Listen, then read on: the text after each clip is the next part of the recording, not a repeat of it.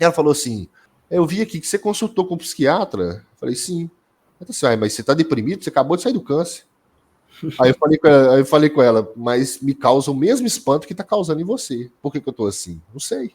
A gente sabe que os problemas, né, Francisco, os imprevistos da vida, geralmente são coisas que sempre são desafios em relação à saúde mental, né? E hoje vai ser bom acompanhar alguém que superou problemas que a maioria das pessoas acha que não conseguiria superar. 2 cânceres. E olha, que isso nem é a história toda, que eu sei que esse cara já quase morreu um monte de vezes, mas tá aqui entre nós, é um cara sensacional, e a gente vai conhecer essa história aí, né, João? Como que ele fez isso? O que ele precisou para conseguir sair dessa? Vamos conversar um pouquinho hoje para a gente entender isso. É isso aí, vamos lá, movimente.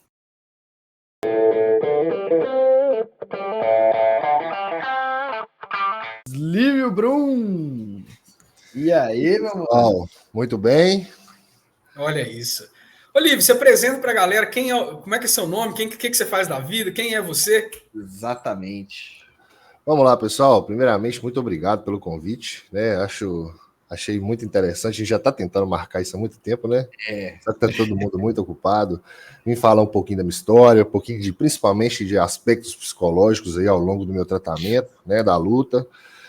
Meu nome é Lívio, vocês já anunciaram agora no comecinho. Eu sou engenheiro eletricista, também sou professor, né? E hoje eu estou seguindo aí em busca da eterna área acadêmica, né? Continuo fazendo as minhas formações aí na parte de instrutoria mesmo, como professor, né? Hoje eu faço mestrado.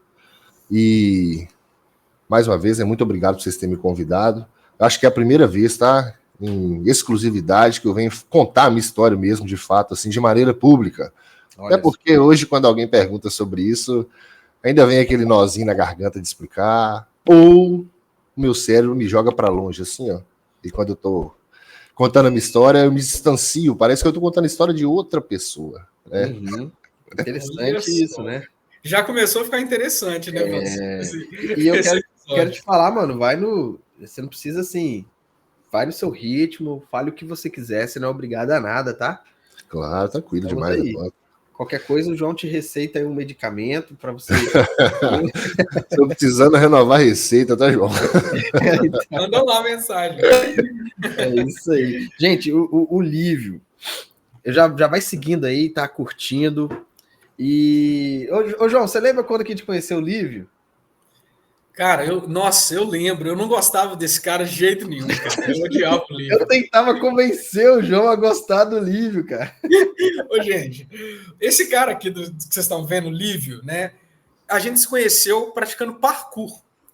Eu e Francisco, né, fazemos parte de um grupo de parkour que a gente fez na nossa adolescência, que a gente chamava de WB Parkour, né? Isso. WB era a abreviação de Without Borders. Sem fronteiras. É para ser sem fronteiras, né? E aí, a gente treinando e aparecem uns caras metaleiros. No centro de Patinga. No centro de Patinga. Aparece um grupo de metaleiro usando All-Star, umas calças jeans rasgadas, né? E a gente, eu, Francisco, a galera da WB Parkour, era muito puritana do parkour. Então, você tinha que fazer o parkour puro, você tinha que usar a calça do parkour, você tinha que usar a blusa de algodão, tênis confortáveis. E a gente via aquela galera de All-Star praticando parkour lá, radical. Escutando Slipknot. E o nome deles era PK Até hoje. Até hoje. Você lembra disso, Chico? PK Killers. PK Killers. Verdade, era isso. Algum daqueles caras tá vivo ainda? Esse que virou tatuador, cara. Mas é só um que eu lembro dele. O outro desapareceu no mundão aí, que era o Cadu. E só, cara. Só tive desses dois que eu tive contato assim recente, foram só esses dois camaradas aí. Pode crer. Isso era o quê? Era 2012? Não, 12 não. 2010. 2010. Porque foi a era que eu comecei a trabalhar no Senai. Eu tinha 15, 16 anos, isso aí. Então, 2010, cara. Que loucura, né? Assim, vão quase 15 anos, né, parceiro? Velho. Olha só que loucura. Estamos envelhecendo, né, gente? Mas o que me chamava muita atenção, então, assim, o Lívio, ele era um cara muito, muito doidão, né? E ele tinha essa questão de não ter medo de nada, de fazer qualquer coisa. E isso eu ficava puto, falava, parkour não é isso, não é ter medo, não ter medo de nada. Dava uns giros, né? E aí, cara, com o tempo, eu não sei, eu não lembro como que a gente acabou migrando para uma amizade, né? Eu não sei como é que isso aconteceu. Cara, foi bem fluido, né, Olívio? Não sei, acho que aconteceu, né, cara? A gente foi juntando, encontrava, como aqui os lugares que a gente chamava de pico, né, de treino. Isso. Era compartilhado, eram os mesmos para todo mundo. Então, vai para o centro, todo mundo encontra no centro. Vai para a Praça do Ideal, todo mundo encontra no Ideal. Vai para o Parque Ipanema, Pico do Menino do Pico, que a gente fez ele lá com a mão, lembra? Carregava os pneus na mão, enchia de terra na mão. Foi uma doideira, né, cara? A gente vai pra trás assim, lembra de como é que. Meu Deus, como é que eu tô vivo? Que eu já fiz tanta doideira nessa vida. Né? Eu olho os vídeos antigos, cara. Tem um vídeo de tombo, de capote, caindo de cabeça no chão. Hoje, com os 30, se eu fizer um trem desse, pular 2 degraus, quebra o joelho, eu não aguento. Pois é, cara. Pois é, uma loucura. Mas o parkour, né, cara? Que a gente treinou aí por anos, fez alguns encontros praticamente nacionais lá em Ipatinga. A gente foi criando essa amizade, né? Eu lembro que eu conversava com você pelo MSN, você lembra, Olívio? Você lembra disso, velho? Meu Deus, Orkut, MSN, que época de ouro, né, cara? Exatamente. E o que eu trouxe de mais legal do parkour, você acredita que foi a disciplina? Justamente a disciplina, cara. Quando a gente tinha aquele lance de fazer um movimento, e a gente ficava naquilo, quase que uma obsessão. Enquanto eu não aprender isso aqui, eu não faço outra coisa. E passava dias, horas, machucava, voltava para casa ralado, tentava de novo, até conseguir. Era uma conquista, né? Todo mundo vibrava, fazia vídeo, o pessoal se abraçava. Nossa, consegui. Lembra da galera da PKTD lá, quando começou a mandar aqueles duplo doideira lá? Ele virava uma festa, parecia um estádio de futebol. O pessoal comemorando pelo outro, né? Era legal, né, cara? Pô, saudade dessa época, hein, cara? Sensação. Eu tô achando muito legal, gente. A gente tá começando um vídeo falando sobre parkour, porque, galera, para quem tá em casa e não conhece, tá? Muita gente não conhece, né, gente? Parkour é uma modalidade esportiva, um método de treinamento, né? Que consiste no treinamento da transposição de obstáculos da forma mais rápida e eficiente possível, né? Para quem está vendo em casa, é aquele famoso esporte que o pessoal fica pulando muro, né? Esse é o parkour, a gente já cansou de ouvir isso. E nós três nos conhecemos na prática dessa atividade esportiva, né? E por que eu estou falando que isso é interessante, gente, para o tema que a gente está trazendo aqui no vídeo hoje? Justamente porque o parkour, ele tem um conceito filosófico por trás, que é a transposição de obstáculos, não só, né, físicos, como você tem no centro de treinamento, na rua, mas também na vida, né? Então, parkour traz essa ideia de que você pode fazer o seu próprio caminho, de que você não precisa se curvar aos caminhos que já estão definidos, que você não pode desistir de transpor um obstáculo porque é difícil ou porque você não consegue a princípio, né? Então, o que o livro está falando do parkour, gente, nós pegávamos um treino, né, em que o objetivo era, por exemplo, pular de um ponto ao outro, e a gente não conseguia, a gente ficava, às vezes, meses repetindo aquele mesmo movimento até conseguir. Então, o parkour ele traz essa ideia de, olha, você consegue, depende de até quanto você está disposto a continuar tentando, insistindo, né? Então, esse senso de persistência, eu acho que o parkour traz muito, muito forte. E tem tudo a ver com o que a gente está falando, né, Olívio? Eu estou viajando aqui, ou você acha que o parkour ele te trouxe um pouco, cara, dessa força relacionada à resistência? Qual que é a ideia? Quando eu disse assim que eu trago isso muito para minha vida profissional. Porque a gente tem muito essa coisa, cara, de... Às vezes eu tenho o objetivo, mas o que aparece de distração, que faz você desprender energia, né, com outras coisas que vai aparecendo aqui e ali, a gente acaba fugindo um pouco do... Então, né, desde aquela... A gente não entendia, tinha 16 anos, né? O que é chegar do ponto A ao ponto B? Quando você vira adulto, você enxerga um objetivo.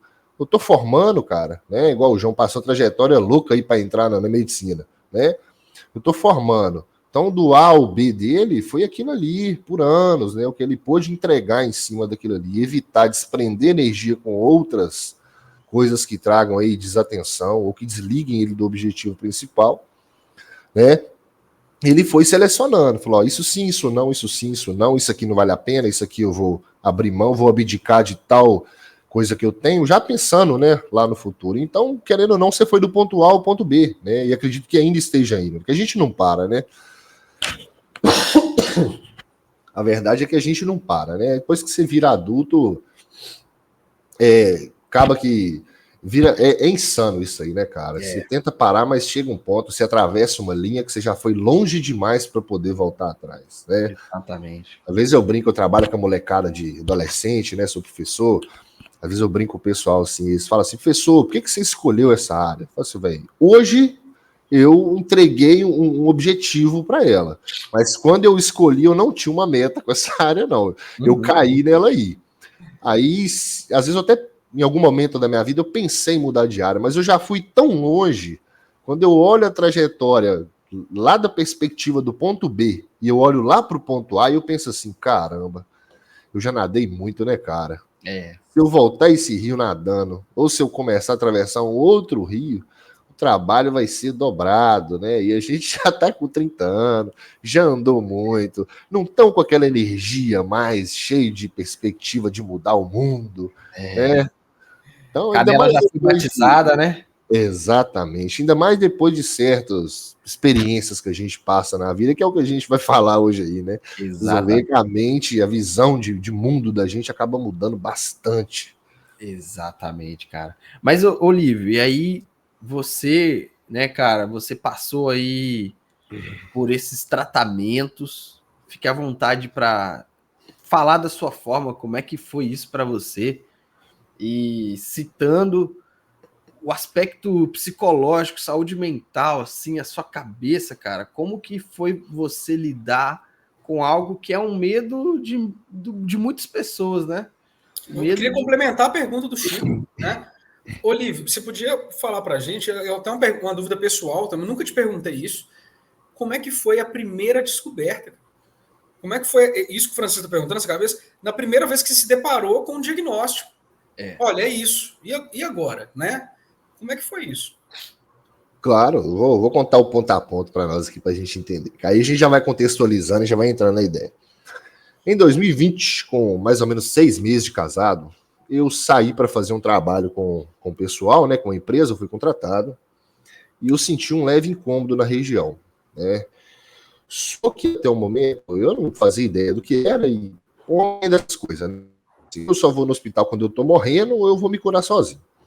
Isso tanto para aspecto psicológico quanto você pega uma gripe, você sabe que é assim, você vai se entupir de remédio ali, mas o médico é a última das opções, né?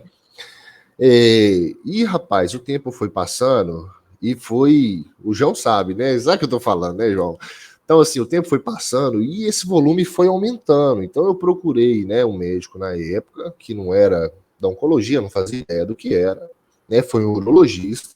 Falei com ele, falou, tô com inchaço, incômodo, né? E aí pediu para ver e falou assim, nós vamos fazer uma ressonância, porque isso aí provavelmente é uma torção, né? Deve ter um líquido aí dentro, alguma coisa aí que pode ter causado esse volume. Quando eu cheguei na ressonância, eu fui fazer a ressonância imaginando uma coisa, né? E quando chegou lá, o próprio médico da ressonância falou assim, o que o seu urologista tá achando que é? Aí eu falei, ele acha que é uma hidrocele, né? Uma lesão que eu tive e a gente precisa drenar isso. E ele pediu o exame por isso. Ele tá assim, Olívio, o que acontece? Esse tecido está vascularizado, tá? Isso não é líquido, não. Então eu te recomendo voltar no seu urologista e bater um papo com ele. Quando ele falou isso, já acendeu um alerta, né? Falou, opa, alguma coisa tá diferente aí nessa brincadeira, né? Quando eu voltei nele, ele já me recebeu assim, Olívio, é o seguinte, isso aí é um câncer, eu tô te direcionando para oncologia que eu não faço esse tipo de cirurgia. E nesse intervalo, entre sentir um incômodo, fazer o exame, conseguir a cirurgia, deve ter demorado aí cerca de uns 6 meses. O meu tumor saiu de um limão para um melão de 680 gramas, assim. Aí você imagina, isso aqui é o que tiraram de mim. O corte para tirar o meu tumor foi 15 centímetros na região da virilha, né? Então, quando eu cheguei, que ele falou que foi a pergunta até que o João fez, como é que foi minha recepção? Eu fiquei apático. Sabe quando você não entende o que está acontecendo, nem a gravidez, você tem o problema, né? E eu acho que o terror, né, que a palavra câncer traz com ela, bate mais do que o problema em si. Porque você não foca em resolver o problema. Você pensa assim, tô com câncer. Esse é o pensamento do cara. O foco dele é o câncer.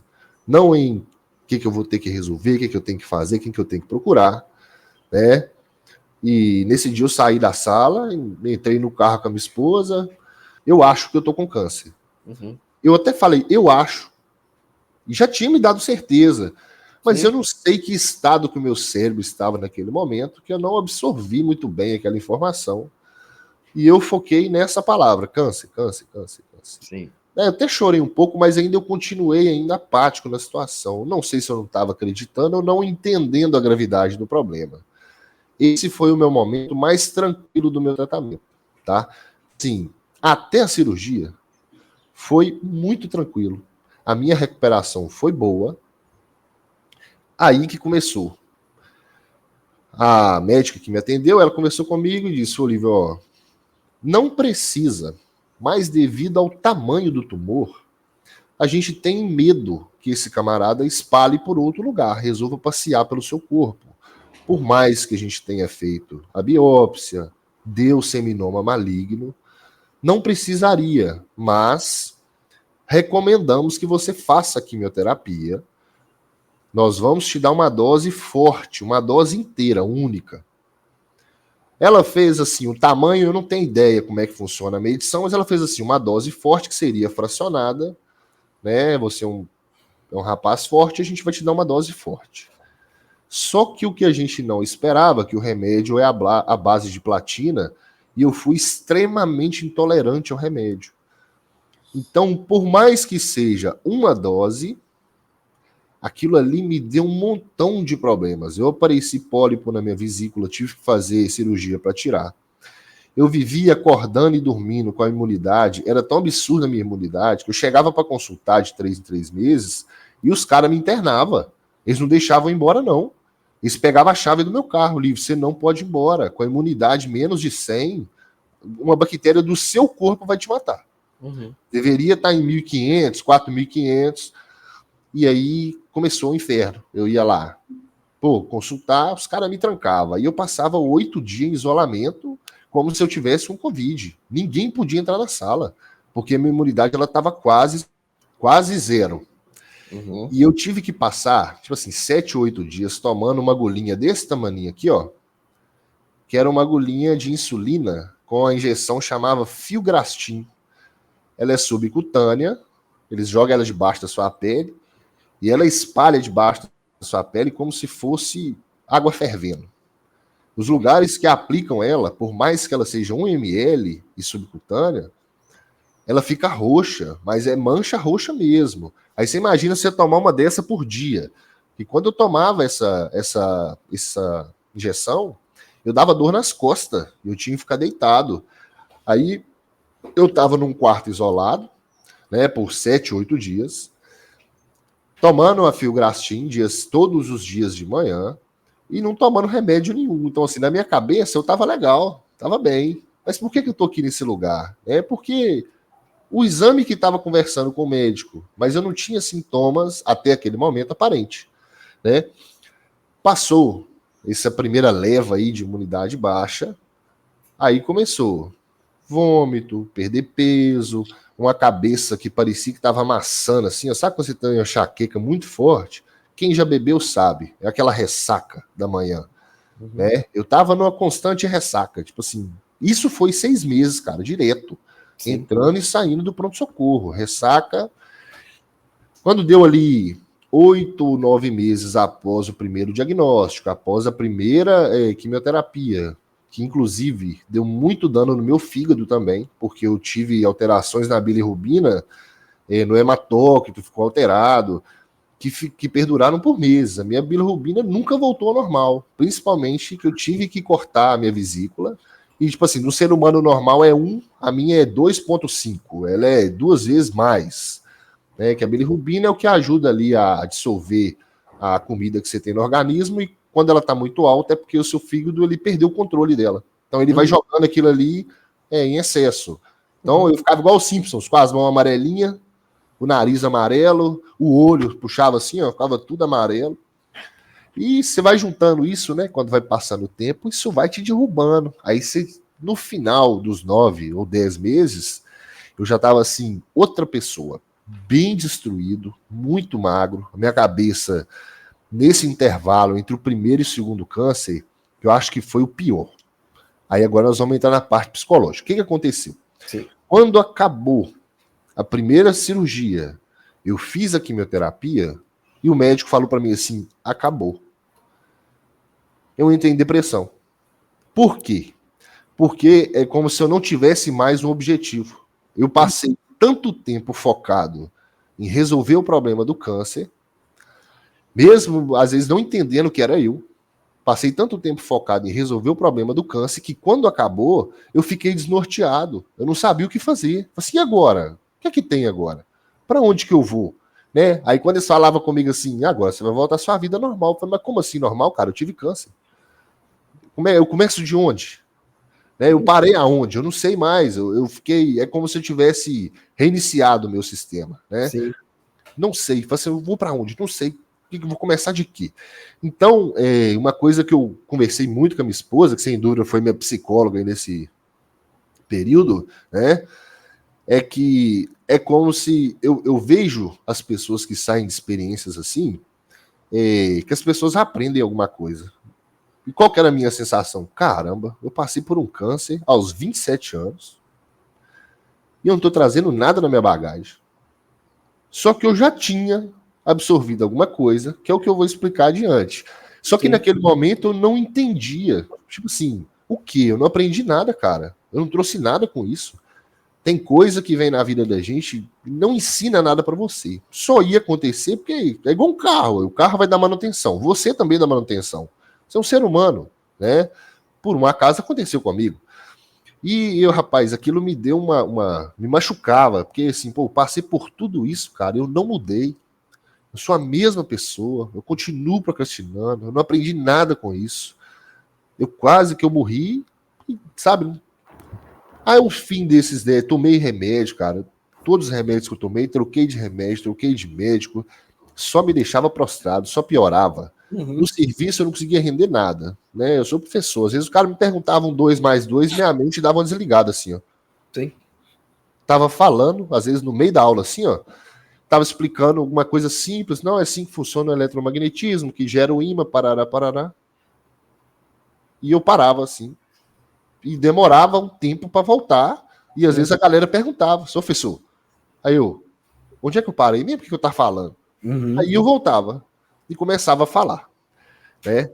Ao fim desses 10 meses, dessa luta, que foi essa depressão, que foi esse excesso de efeito colateral que eu tive,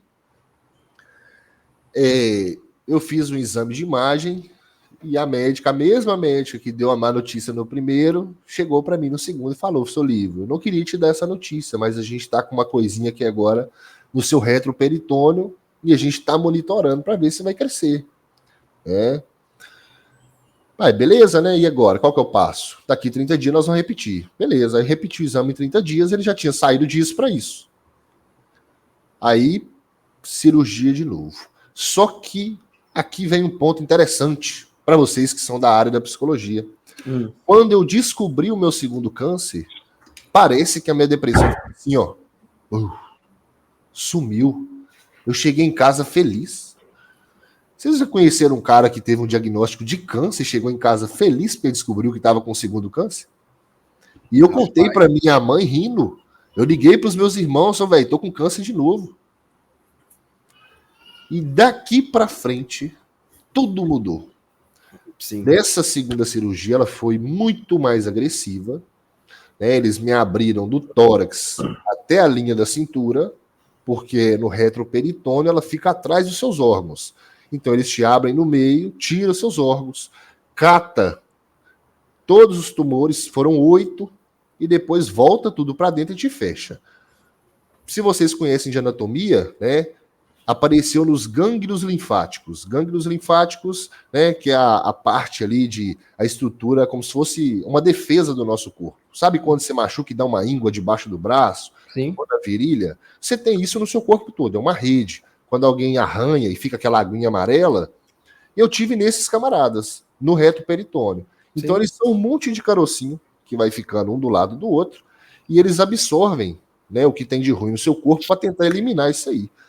E o meu câncer, ele migrou para isso. Ou seja, ele migrou para o meu que a gente chama de linfonodo, que é o meu sistema de defesa, e apareceu o primeiro e depois teve que tirar mais 8. E eles estavam muito perto da minha artéria, tinha uma dificuldade de tirar, então a cirurgia demorou 8 a 12 horas para poder ser feita. Saindo da cirurgia, igual eu te disse, quando eu tive o segundo diagnóstico, eu já estava feliz com o que estava acontecendo. Não sei se é pela tranquilidade de entender que mesmo com o diagnóstico eu poderia lidar com aquilo, que foi minha primeira experiência. E não sei se é por eu ter recebido de volta um objetivo. O que eu vou fazer agora? Agora eu tenho o que fazer. Agora eu acordo de manhã por um motivo. Nem que seja aí cuidar da minha saúde, né? Nem que seja ir para oncologia. Então, acabada essa cirurgia, demorei uns 2 meses para recuperar. Começou a daneira da quimioterapia. Aí é onde o bicho pega, né? Sim. Porque até a cirurgia é tranquilo, mas a quimioterapia, né, dessa vez, eles fracionaram ela em 30 sessões, eu fazia a cada 5 dias, descansava por 21 dias. Então eu ficava de segunda a sexta, descansava 21 dias, vai de segunda a sexta, descansa 21 dias. E as palavras que a médica usou foi justamente essa: Lívio, nós vamos trocar o seu remédio porque você foi extremamente intolerante à carboplatina. Só que eles não tinham me falado isso antes. Inclusive, uma informação, né, que eu não tinha recebido antes, que me deixou muito chateado, não para mim, porque não faz parte dos meus planos, mas imagino para alguém que pretenda ter filhos, que eu poderia ter ficado estéril com a quimioterapia. Olha só. E eu gostaria de ter escutado isso. Eu falei assim, caramba, por que me falaram isso antes, né?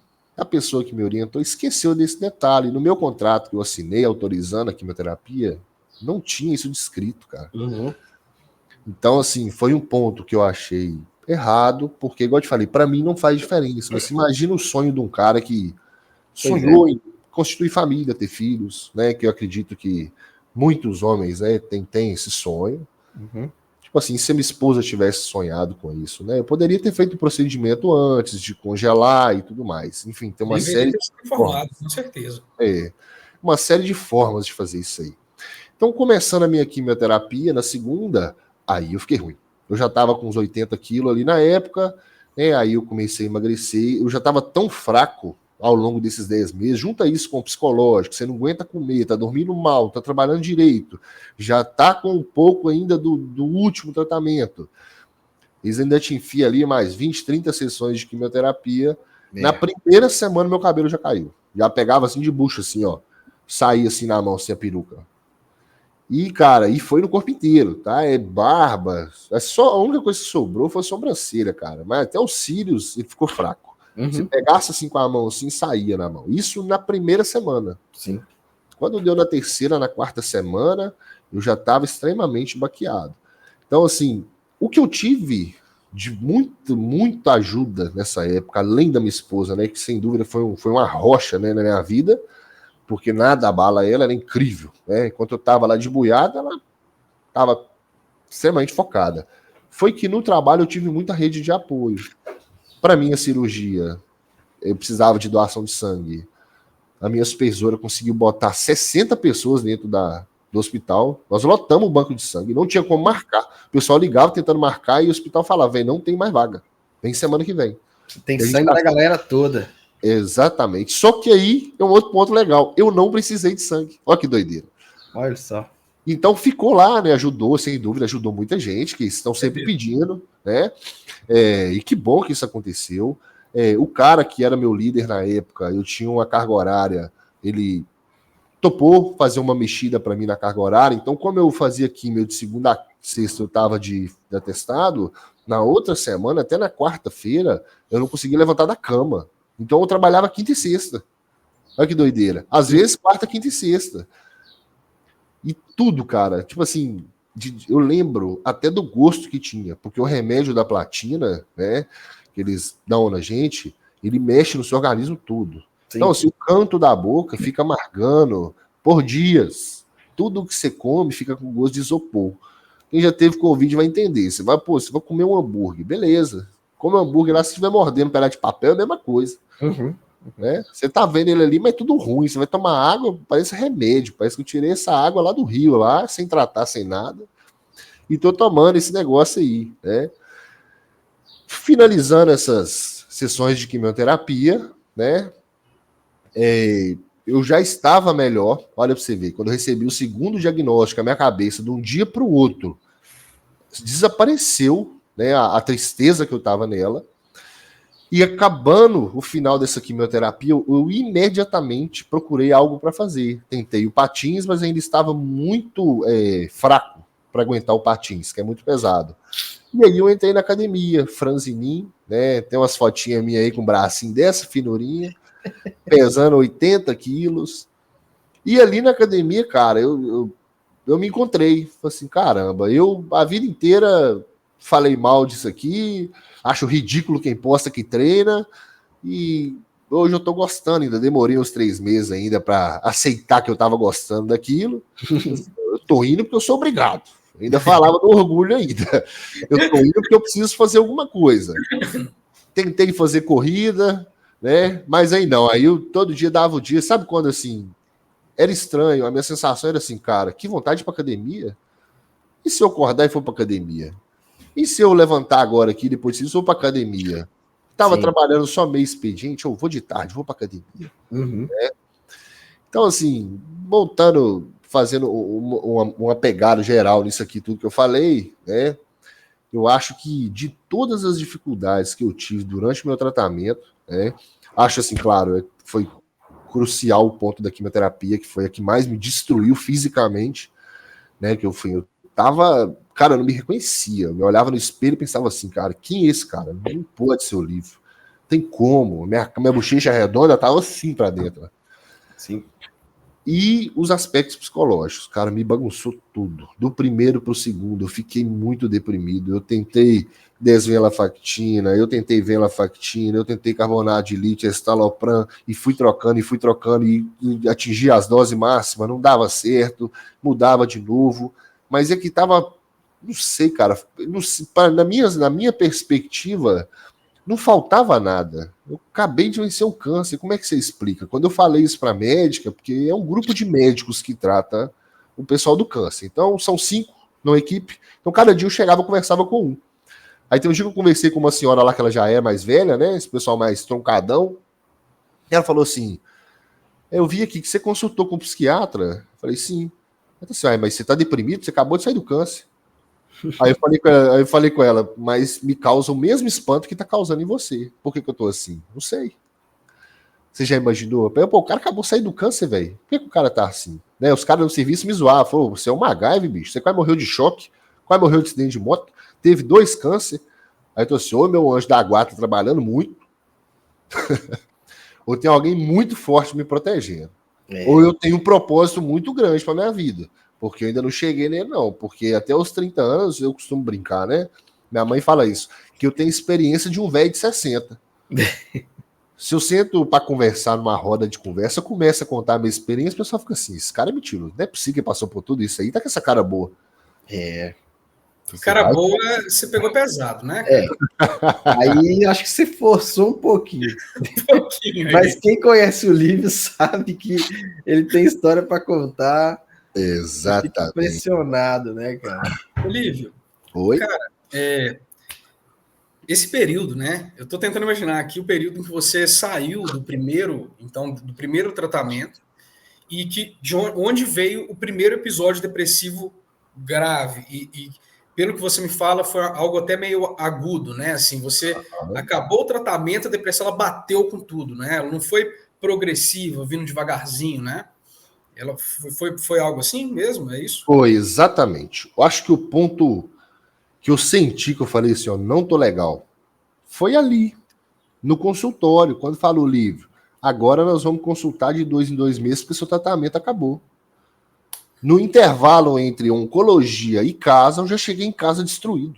Eu já deitei na minha cama sem intenção de levantar. Olha só. Eu já deitei e já falei assim, e agora? O que eu faço agora? E esse tempo foi me corroendo por dentro por dias. Né? Como eu estava de atestado por muitas datas, aí eu fiquei mais em casa, eu fiz menos coisa, eu interagi menos com pessoas, que foi o que eu evitei no segundo, né? Que eu conversei com o meu líder na época, e pedi ele para trabalhar, e ele me ligava, ele falava assim, Olívio, eu quero ver como que você tá, se você tá em condição, me liga de vídeo, porque eu quero ver como é que você tá em condições de trabalhar, porque eu não vou te forçar a trabalhar. Aí eu falava com ele, cara, não é que você tá me forçando, você tá me ajudando, deixando eu trabalhar, eu preciso ter alguma coisa para fazer. Uhum. Agora, respondendo a pergunta do João, quando eu saí da oncologia para casa, eu já cheguei ruim. Eu já cheguei com a cabeça ruim. Eu já cheguei, assim, extremamente chateado, triste, e já veio aquele montão de reflexão e foi virando aquela bola de neve, né? Que fala, quando a gente pensa demais, né, acaba sendo um veneno. Não é bem-vindo em certas ocasiões. Então eu comecei. Pô, e agora? O que eu vou fazer? Tá, mas e aí? O que mudou na minha vida? Né? E agora, daqui para frente? O que eu mudei? Cara, nada, não aprendi nada, não fiz nada, não melhorou nada, eu só sofri nesse tempo, que foi uma trajetória difícil, né? Mas aqui sem abrir espaço para autopiedade, que eu não sou assim, vocês me conhecem.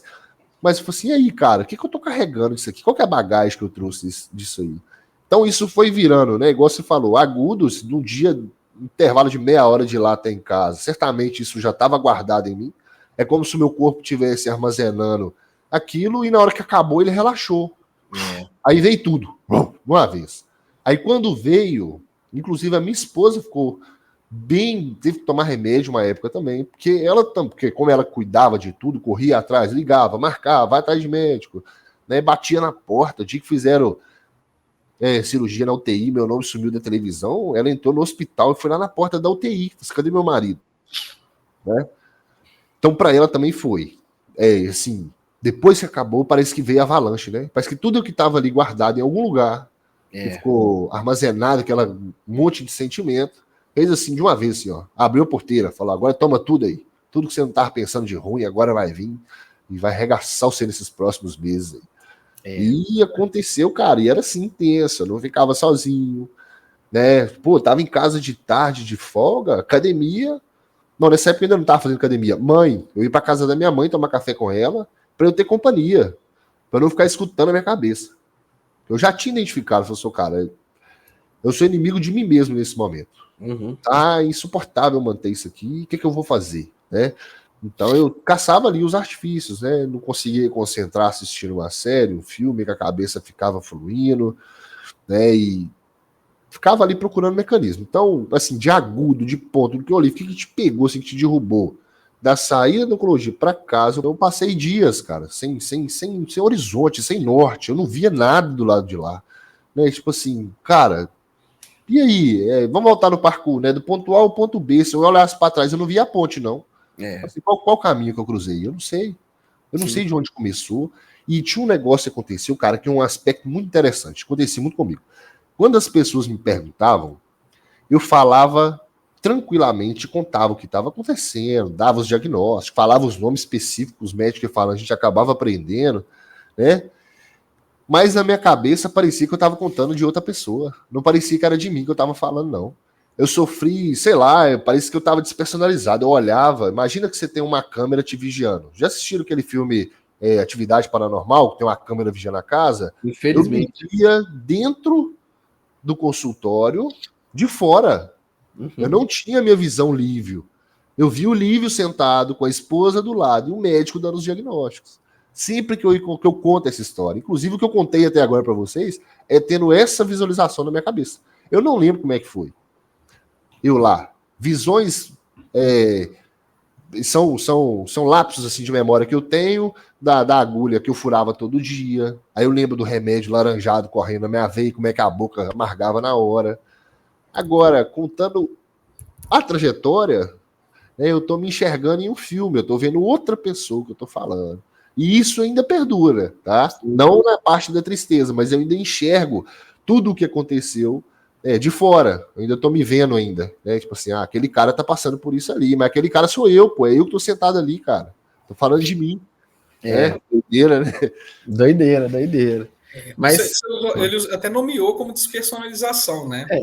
Aqui, que é um episódio dissociativo, né, gente? É uma separação mental que geralmente o cérebro faz para proteção de uma parte, né, da sua consciência que está sendo agredida naquele momento perante a percepção da sua mente.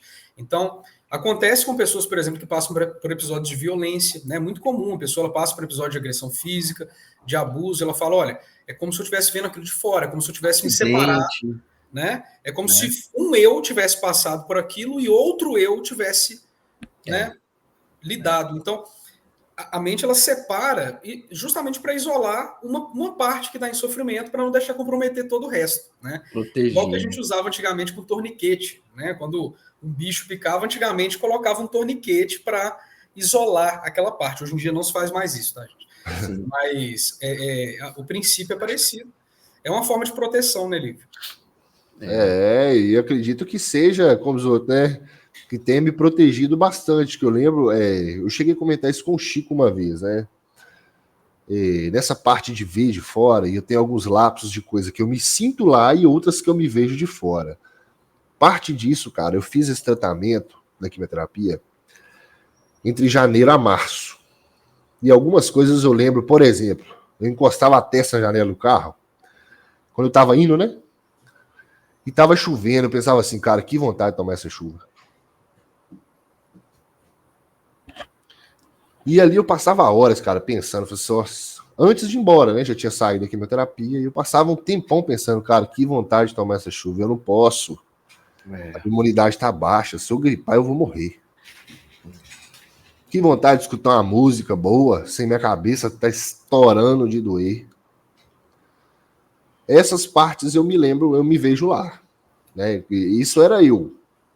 Agora, consultório, tratamento, remédio, quimioterapia, é outra pessoa. Eu tô vendo aquele filme ali, mas eu tô longe, né? Eu tô distante. Eu converso, eu sei que é sobre mim, eu tô distante. Até hoje, às vezes eu tô batendo papo com alguém, aí eu tenho uma tatuagem no pescoço aqui que tá escrito assim, ó, sobrevivente 2021, laço do câncer 2023. Foram os dois eventos que aconteceram. E às vezes alguém me pergunta, o que significa essa tatuagem? Aí daquele estalo, eu falo, caramba, eu tive câncer, né? Eu tive câncer, eu tive 2. Aí eu penso, o que? Você teve câncer? Eu falei, não tô lembrando aqui agora, eu tinha esquecido disso. Como você esquece que você teve câncer? Eu não sei, cara. É por isso que eu tatuei, pra me lembrar. Dia de manhã, quando eu olhar no espelho, eu vou estiver triste, eu estiver desanimado, eu vou olhar e falar assim, cara, eu já passei por coisa pior, né, velho? Sim. Ô, Lívio, veio várias questões que despertou interesse. Como é que ficou para você, cara, essa questão de propósito de vida, sentido de vida? Como é que você entendeu os mecanismos que você passou e como é que você encara hoje essa parada assim de propósito de vida? Então, né, é legal ter tocado isso aí. Do primeiro pro segundo eu deprimi porque eu não tinha um horizonte, eu não tinha um propósito. Do segundo em diante, ao longo do processo, na verdade, o que eu não tinha entendido antes, eu passei a entender. E parte disso foi o propósito, né? Sim. Só que eu trouxe o meu propósito muito mais próximo de mim agora, né? Porque o que era a minha visão antigamente, né? Eu vou estudar, eu vou ganhar muita grana, eu vou ficar rico com alguma coisa, ou não sei, eu vou inventar algo que vai mudar o mundo. Sabe aquela viagem de jovem, né, que a gente tem, que todo jovem teve isso. Se você não teve, você tá mentindo. Alguém, todo momento da sua vida, você pensou, cara, e se eu fizer dessa forma? Ninguém pensou nisso ainda. E eu tinha essa perspectiva. Porém, com tudo que eu passei pelo primeiro e o segundo câncer, né, o meu propósito veio para mais próximo. E eu fiz amizade com ele. O que é um propósito mais próximo para mim, né? Hoje eu já vejo o meu propósito, por exemplo, a minha esposa, né? Ela brigava com as pessoas para não ficar comigo no hospital. Minha mãe mandava mensagem e falava assim: ô Amanda, tem 6 dias que você tá aí, vai em casa, toma um banho. Ela tá assim, não, Com meu marido, ninguém vai ficar. E ela dormia lá no cantinho da cadeira. Isso aí foi me amadurecendo. Então, assim, cara, meu objetivo é fazer essa menina feliz, né? Essa mulher feliz. Por que eu saio de casa hoje para quê? Eu trabalho por quê? Eu gosto de trabalhar? Não, mas eu tenho a obrigação de trazer conforto para ela por tudo que ela passou. Então eu trouxe esse propósito mais para próximo. Coisa que eu sentiria falta se eu não tivesse saído do tratamento, passar na casa da minha mãe e tomar um café no final da tarde. Então isso virou propósito. Quando eu chego na sexta-feira, é falar com a minha esposa, tô passando para buscar um japa, você vai logar no seu PC, eu vou logar no meu videogame, nós vamos jogar junto no final de semana. É para isso que eu passo pela minha semana, é para isso que eu passo pelo que eu passo, é para isso que eu trabalho, é para isso que eu estudo. Então agora eu atribuí um valor a isso. Não ao diploma, não ao nome, não ao dinheiro, não ao que eu posso comprar. Mas o que eu vou fazer com isso? Que isso ficou mais claro no segundo tratamento, vendo ela passando o que ela passou. Eu falei assim, caramba, meu propósito tá aqui o tempo todo, cara. Eu tô enxergando, tô vendo lá, atravessando o transatlântico lá e tá aqui na minha praia. E eu tô abrindo mão disso às vezes para me dedicar a coisa que não... Nem sei se vai dar certo, cara. Claro, a gente aposta, né? Eu cheguei onde eu cheguei por ter apostado muitas vezes na minha vida. Mas isso aproximou de mim, né? O propósito de estar, igual eu falei, né? Tá com quem eu gosto. Final de semana. Cara, eu adoro. Meu rolê é esse, sentar aqui final de semana e jogar com ela. Quer ir na lagoa ali? Vão lá, passa, toma açaí. Inclusive, eu tô devendo jogar com vocês. Tá. Eu tô pra te cobrar isso aí, já tem tempo já, tá? Então, assim, são coisas, Chico, que trouxe para mim uma visão diferente, né, do mundo no geral. Coisas que para mim antes estavam passando imperceptíveis. Não é imperceptíveis, mas que às vezes eu não tinha um foco que eu deveria ter em cima daquilo ali, né? Porque, qual que é o meu propósito? Eu sou casado, né? A promessa que eu fiz é fazê-la feliz. Então virou para mim, tipo assim, né? Virou não, né? Eu amadureci para esse propósito. Então meu objetivo é esse, é para isso que eu trabalho, é para isso que eu estudo. Eu saio de manhã, eu tô com preguiça? Mas quando eu chegar no final de semana, meu Monster tá na geladeira, minha Game Pass tá paga. Eu sento no meu conforto, meu ar-condicionado tá ligado. Minha Game Pass tá paga. O Monster patrocina a gente aí. Exatamente. Então, assim. Então, assim, academia, cara, a academia entrou nisso também, no meio desse vou chegar nela, exatamente. Qual que é o ponto da academia, né? Igual eu falei, quando eu comecei, eu senti aquela vontade de ir para academia, né? Mais do que o sentimento, né, do corpo, de você estar se treinando. Essa vontade de ir para academia, há muito tempo, né, que eu já não sentia isso, eu passei a ver dessa forma. Cara, eu tô com vontade de fazer alguma coisa. Eu tô gostando de fazer alguma coisa. Eu vou para lá e eu me sinto bem, eu volto melhor para casa, minha cabeça volta limpa, né? Então ela também se tornou, nesse balaio de gata aí, um propósito próximo. Porque eu consigo fazer, eu não preciso desprender muito tempo, não é um investimento a longo prazo, são coisas que eu tenho aqui. Que às vezes eu tô abrindo a mão e quando chegar... Isso é assim, eu tô enxergando dessa forma. Da forma que nós aproveitamos o parkour nos nossos anos de convivência, né? Eu vou aproveitar ela agora, eu quero chegar lá na frente, ter boas lembranças, se um dia eu precisar parar, sentar com os colegas e comentar. Lembra da época que a gente fazia academia, nós estava tudo grandão, né? Então acho que isso, para mim, diminuiu o tamanho, me aproximou de mim o propósito ao longo desse caminho, que tem até o Cortella fala, né? Quando a pessoa está no leito de morte, ela não fala assim, eu quero viver mais um dia para pisar alguém. Não, eu quero dar um abraço a alguém que eu amo, né? E é justamente isso, né?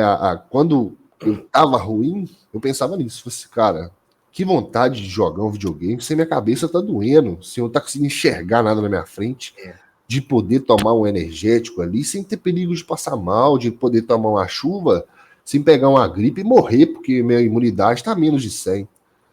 Né? E aí, que doideira que é, sem estar sendo vigiado o tempo todo, sem estar tomando mão cheia de remédio de manhã assim, ó, depois de ter sido picado a semana inteira. Chegou o ponto que os caras picavam no meu braço assim, ó, o sangue vazava do lado de cá, porque tava tudo fraco. Eu tive um troço que se chamava de mapeamento de veia. As minhas veias, elas enrijeceram por dentro. Aí você olhava por fora, parecia que tava queimado. Aí você via todo o desenho das veias no antebraço, assim, ó, de veia onde o remédio passou e queimou por dentro. Né? Aí eu pensava assim, muito agressivo. Nossa. Aí eu pensava assim, cara, que vontade de fazer, de comer besteira, de, sabe? De aproveitar coisa pequenininha assim, ó. Aquele tiquinho de felicidade ali, né? Tipo assim, nossa, hoje sentar, cara, no final de semana e jogar. Às vezes eu jogo com os meus alunos, eles brincam, não, Olivão, você jogou até 4 horas da manhã no sábado e no domingo, meio-dia, você já tá online de novo. Mas é um momento de qualidade que eu tenho com a minha esposa. Dá 2 horas da tarde, pessoal, nós vamos parar um pouquinho, pega a motoca, vai passear lá na lagoa. Sim. Senta, toma um açaí, volta para casa. Esse hoje é o meu propósito. Falar assim, Olívio, hoje você tá feliz com a vida que você tem? Cara, tô demais. E há quanto tempo... Né? Exatamente. E há quanto tempo eu não falava isso? Que eu tô satisfeito com o que eu tenho. Eu tô buscando, mas eu não preciso. Tô buscando porque eu quero. O que eu tô estudando a mais aí, dedicando meu tempo, é por quê? Porque eu quero fazer. Sim. Mas para viver bem eu preciso? Não. Graças a Deus a minha correria me trouxe tudo que eu precisava aos 30. Graças a Deus, cara. É. Olívio e João, queria fazer uma proposta para vocês e para a galera que está nos escutando. Primeiro, para a galera que está nos escutando aqui, Olívio, a galera pode mandar pergunta para você responder? Claro, com toda certeza, meu amigo. Isso aí Mandem perguntas aí pro Lívio. Eu queria fazer uma proposta, porque eu vou ter que sair para atender uma cliente, cara. Mas a proposta é a seguinte, da gente trazer a Amanda junto numa próxima conversa. Ela vai animar demais, ela vai adorar. Porque, tipo assim, eu imagino, a gente conhece a Amanda, né? Mas imagina que a galera que tá escutando aqui, pô, cara, quem que é essa mulher que o Lívio tá falando? Quem que é essa Mulher Maravilha que fez tudo isso? Porque é sensacional, cara. Sensacional. Sensacional, Lívio. Não é qualquer pessoa. Com certeza. Então, eu queria trazer... Ainda mais com um cara com a sua aparência, cara. Você tem que levar em consideração. Exatamente. Pelo menos hoje eu sou forte, pô. Né? Não basta ser feio, não, né? Você feio e frango é foda. Então, eu queria trazer você... Amanda, você para complementar a sua história, porque aqui eu acho que a gente chegou aqui com 50 minutos de podcast, eu acho que já gerou assim conteúdo que a gente nem precisa falar, né, sobre aproveitar o simples, sobre viver os momentos, mas deixa a galera fazer perguntas, a gente vem para um próximo momento, o mais próximo possível com a Amanda, a gente destrincha mais, a gente conversa sobre essa questão da Amanda, como é que ela fez para ter força também, vocês como casal, e aí vocês respondem algumas perguntas e a gente complementa. O que você acha? Com toda certeza, meu amigo. E outra, né, gente? Vou fazer 5 horas de podcast na próxima. Dá para fazer. Nossa, com o Lívio dá para fazer 10 horas de podcast. A gente engata. Pessoal, vocês devem ter percebido que eu e Francisco não fizemos muitas reflexões psicológicas, filosóficas, psiquiátricas hoje, mas é porque é uma história tão impactante e que fala por si só, né? Que pelo menos eu, não posso falar pelo Francisco, mas pelo menos eu me senti até indigno de estar falando aqui, porque eu queria ouvir, queria prestar atenção e aprender com essa história do Lívio. Com certeza. Espero que alguém mais aí em casa também tenha aprendido, tanto quanto eu, né? Mas eu queria que nesse próximo episódio, e junto com a Amanda, e junto com as perguntas que vocês vão mandar aqui nos comentários, né? Isso. A gente possa refletir um pouco e expandir essa experiência do Lívio para pessoas que passaram por outras situações adversas, assim. Vamos tentar refletir um pouco, filosofar um pouco, vamos viajar um pouco, né? Sobre como que momentos de sofrimento como esse impactam a gente, né? Eu acho que ninguém melhor para estar participando dessa conversa com a gente do que o Lívio e do que a pessoa que esteve com ele durante toda essa caminhada. Caramba, isso é sensacional. Vai ser demais, vai ser demais. Ô, Lívio, faz o bump aí pra gente aí, cara, pra galera ver que você tá bem. Faz aí, pô, mostra o bração aí pra galera. Não, hoje não, depois a gente manda uma foto pra galera pra pôr na thumbnail. É só você fazer assim, cara. Nós vamos colocar na thumbnail depois, pode ser? Gente, se esse episódio Cara tiver mais de envergonhado, 200 pô. curtidas, o Lívio vai fazer o MOOC no próximo episódio. Exatamente. Quantas curtidas? Pelo menos 200. 200 curtidas. Eu vou invocar todo mundo que eu conheço para dar curtida, tá? Pode esperar. Ó, Aí- se tiver mais de 300 curtidas, o Francisco vai fazer o MOOC também. Ô, louco! E se tiver 500 curtidas, O João vai treinar comigo. fazer também. Se tiver 500 curtidas, o João vai treinar comigo e a próxima vai se ser tiver na mais de academia. 500 curtidas, eu assumo compromisso para vocês aqui de fazer academia com o Lívio. Vou treinar. Aí, tá vendo? Nossa, tá me comichando de só ir para Minas para treinar com vocês. Tá doido? Ah, com certeza. Ah, tá convidado, meu amigo. Você pode Aí. ter certeza. Legal, legal. Olívio, então a gente faz assim, cara. Infelizmente a gente tem que ir. Ah, Mas com certeza. obrigado, cara. Ô, de coração, você tá abrindo seu sagrado aí pra gente. E que profundo, mano. Eu compartilho do que o João falou. Não tem nem o que falar. Obrigado mesmo. Você é um cara foda. Eu te admiro pra caramba. Igualmente. Então, conte sempre com a gente, velho. De verdade. Cara, eu que agradeço pela oportunidade de falar sobre isso pela primeira vez, né? Já tem aí 1 ano e 8 meses que eu tô longe do tratamento, que eu estou recuperado, e acho que é a primeira vez que eu falo sem chorar. Isso já é uma evolução. Mais uns 5 anos e eu consigo contar isso mais tranquilo. Isso aí. Maravilha. Beleza, rapaziada. Muito obrigado, tá? Valeu. Cara, muito obrigado, valeu. Ô, gente, não deixe de mandar as perguntas, não deixe de colocar aqui o que você quer saber sobre esse assunto. Você tem alguma história também? Conta aqui o seu relato, conta o que você já passou, né? Explique pelo exemplo do Lívio e expressa isso, coloque isso para fora e vamos nos movimentar em direção a uma vida mais livre, mais saudável e com mais sentido, né, gente? Então se movimente, assim como o Lívio se movimentou. Exatamente. Mande aí para os seus amigos, para os seus familiares que sabem que vai gostar de ouvir essa história maravilhosa. Tamo junto aí. É nóis. Um abraço, meus queridos. Valeu. Até a próxima. Até a Movimente.